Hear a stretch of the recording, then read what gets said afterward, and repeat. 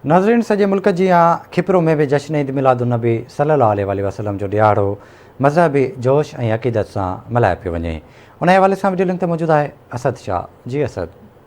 जी बिल्कुल, समूरे मुल्क जी खिपरो में भी जश्न ईद मिलाद नबी सल्लल्लाहु अलैहि वसल्लम इंतहाई मज़हबी जोश जज्बे एहतराम ऐं अक़ीदत सां मल्हायो वञे पियो।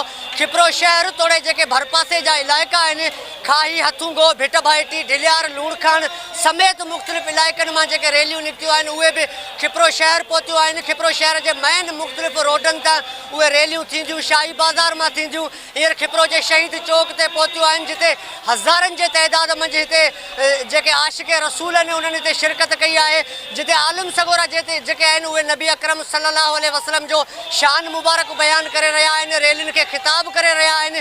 उनखां अलावा खिपरो शहर जा जेके मेन मुख़्तलिफ़ जेके मुख्य रोड आहिनि, जितां रैलियुनि जो गुज़र थियो, उन्हनि रोडनि खे झंडनि सां सिंगारियो वियो आहे। उनखां अलावा जेके मस्जिद सगोरियूं आहिनि उन्हनि खे बि लाइटिंग बतियुनि ऐं झंडनि सां सिंगारियो वियो आहे।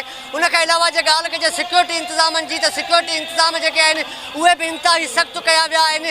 रैलियुनि जी निगरानी जेका आहे उहा खिपरो पुलिस ऐं रेंजर्स करे रही आहे। रैलियूं जेके आहिनि उहे खिपरो जे हींअर शहीद चौक ते पहुतियूं आहिनि, जिते आलिम सगोरा रैलियुनि में आयल जेके हज़ारे माण्हू आहिनि उन्हनि खे ख़िताब करे रहिया आहिनि। नबी अकरम सल्लल्लाहु अलैहि वसल्लम जो जेको शान आहे उहो बयानु करे रहिया आहिनि। खिपरो शहर जेको आहे उहो मरहबा या मुस्तफ़ा जे नारनि सां गूंजी उथियो आहे।